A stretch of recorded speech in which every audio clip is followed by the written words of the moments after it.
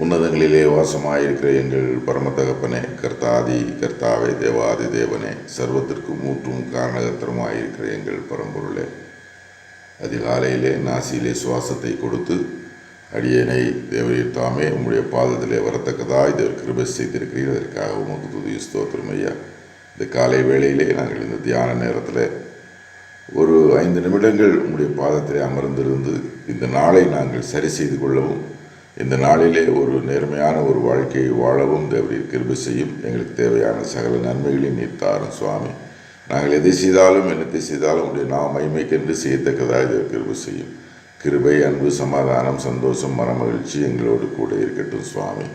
இந்த நாளின் ஆசீர்வாதங்கள் இரட்டத்தனையாக எங்களுக்கு கிடைக்கட்டும் சுவாமி. தேவரீர் உங்களுடைய பிரசன்னம் எங்களை விட்டு நீங்காதபடி நீர் காத்துக்கொள்ளும். தேவரீர் நீங்காத வியாதிகளினாலே கஷ்டப்படுகிற பிள்ளைகள், வேதனைப்படுகிற பிள்ளைகள், இந்த கேன்சர் வியாதியினாலே வேதைப்படுகிற பிள்ளைகள், பெயரில்லாத வியாதிகள் அதிகம் உண்டு சுவாமி. அவைகளெல்லாம் நீர் தொட்டு தேவரீர் தாமே பிள்ளைகளை ஆசீர்வதித்து சுகம் கொடுக்க வேண்டுமாய் கேட்டுக்கொள்கிறோம் சுவாமி. விபத்துகளினாலே தங்களுடைய கரங்களையும் கால்களையும் இழந்திருக்கிற பிள்ளைகளுக்காக ஜெபிக்கிறோம். உடல் ரீதியாக பாதிக்கப்பட்டிருக்கிற பிள்ளைகளுக்காக ஜெபிக்கிறோம். பொருளாதார ரீதியாலே பாதிக்கப்பட்டிருக்கிற பிள்ளைகளுக்காக ஜெபிக்கிறோம். மன ரீதியாலே பாதிக்கப்பட்டிருக்கிற பிள்ளைகளுக்காக ஜெபிக்கிறோம். ஒவ்வொருவரையும் பேர் பேராக நீர் சந்தித்தரணும் சுவாமி. தேவரீர் ஆக்கினை இல்லாத ஒரு வாழ்க்கையும் துன்பமில்லாத ஒரு வாழ்க்கையும் நாங்கள் நிச்சயமாக பரலோகத்திலே கண்டடைவோம் என்கின்ற நம்பிக்கை எங்களுக்கு நிச்சயமாக இருக்கிறது சுவாமி. இருந்தாலும் இந்த உலகத்தை கடந்து போகின்ற பொழுது உம்முடைய பலத்தினாலும் உம்முடைய ஆவியினாலும் நாங்கள் சுகித்து இருக்கத்தக்கதாய் தேவரீர் கிருபை செய்யும். உம்முடைய நாமத்தினாலே ஜீவிக்கிற பிள்ளைகள் தேவரீர் என்றைக்கும் சந்தோஷமாக இருக்கத்தக்கதாய் தேவரீர் கிருபை செய்யும். இயேசு கிறிஸ்துவின் என்ப நாமத்தில் ஜெபங்களும் பரமபிதாவே, ஆமென். கர்த்தாவே, நீர் என்னை ஆராய்ந்து அறிந்திருக்கிறீர். சங்கீதக்காரன் பாடுற போது தாவீது சொல்றாரு, கர்த்தாவே, நீர் என்னை ஆராய்ந்து அறிந்திருக்கிறீர். என்னுடைய போக்கை நீர் அறிந்திருக்கிறீர். என்னுடைய வரத்தை நீர் அறிந்திருக்கிறீர். என்னுடைய காரியங்கள் எல்லாவற்றையும் நீர் அறிந்து எனக்கு தேவையான சகல காரியங்களையும் நீர் செய்கிறதுனாலே உமக்கு துதியையும் ஸ்தோத்திரத்தை நான் அறிந்து செய்ய விரும்புகிறேன். நீர் என்னை ஆராய்ந்துகிறீர்.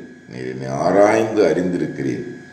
நான் என்ன காரியங்களை செய்கிறேன், எப்படிப்பட்ட காரியங்களை செய்கிறேன், என்னுடைய அடுத்த பேச்சு என்னவாக இருக்கும், அடுத்த மூச்சு என்னவாக இருக்கும் என்பதை நீர் அறிந்திருக்கிறீர்.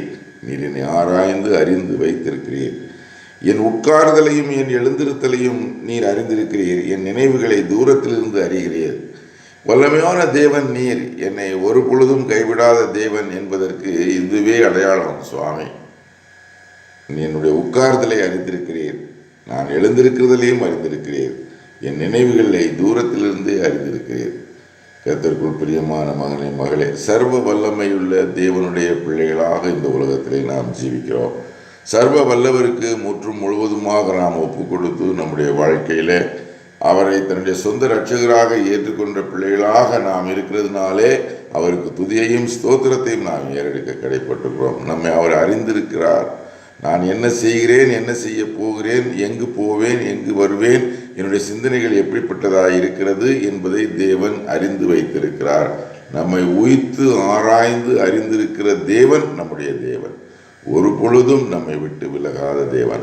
நாம் பாவங்கள் செய்கிற பொழுது அந்த பாவத்திற்காக மனம் வருந்தக்கூடிய ஒரு தேவன். மனம் வருந்தி, ஐயோ என்னுடைய பிள்ளைகள் இந்த நிலையிலே போகிறார்களே என்று சொல்லி மனம் வருந்தக்கூடிய தேவன்.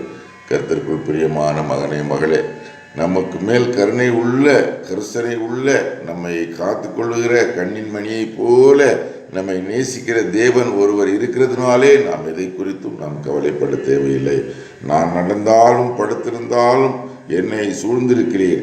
என் வழிகளிலெல்லாம் உமக்கு தெரியும். என் வழிகளெல்லாம் உமக்கு தெரியும். நான் நடந்தாலும் சரி, படுத்திருந்தாலும் சரி, நீர் என்னை சுற்றி இருக்கிறீர். என்ன ஒரு அற்புதமான ஒரு தேவன்! என்னை சுற்றி இருக்கிற தேவன், என்னை சுற்றிலும் பாளையம் இறங்கி என்னை காத்துக்கொள்ளுகிற தேவன், என்னை சுற்றிலும் வேலி அடைத்து என்னை காத்துக்கொள்கிற தேவன். சாத்தானானவன் யோபுவை குறித்து தேவனிடத்திலே பேசுகிற பொழுது நீ அவனை சுற்றி வேலி அடைச்சு வச்சிருக்கிறீர், அவனை பாதுகாப்பாக வச்சிருக்கிறீர், அவனை ஆசீர்வாதமாக வைத்திருக்கிறீர், அவன் நினைத்ததெல்லாம் இந்த உலகத்திலே நடக்கிறது, அதனாலே தான் அவன் உண்மை தொழுது கொள்கிறான் என்று சொன்ன பொழுது தேவனுடைய வல்லமையான காரியம் அவருக்கு பிரியமான பிள்ளைகள் மேல் எப்படி இருக்கிறது என்பதை இப்போ புரிந்து கொள்ள முடிகிறது. தேவன் தமக்கு பிரியமானவர்கள் மேலும் தன்னை நேசிக்கிறவர்கள் மேலும் சுற்றி வேலி அடைத்து காத்து கொள்கிறார்.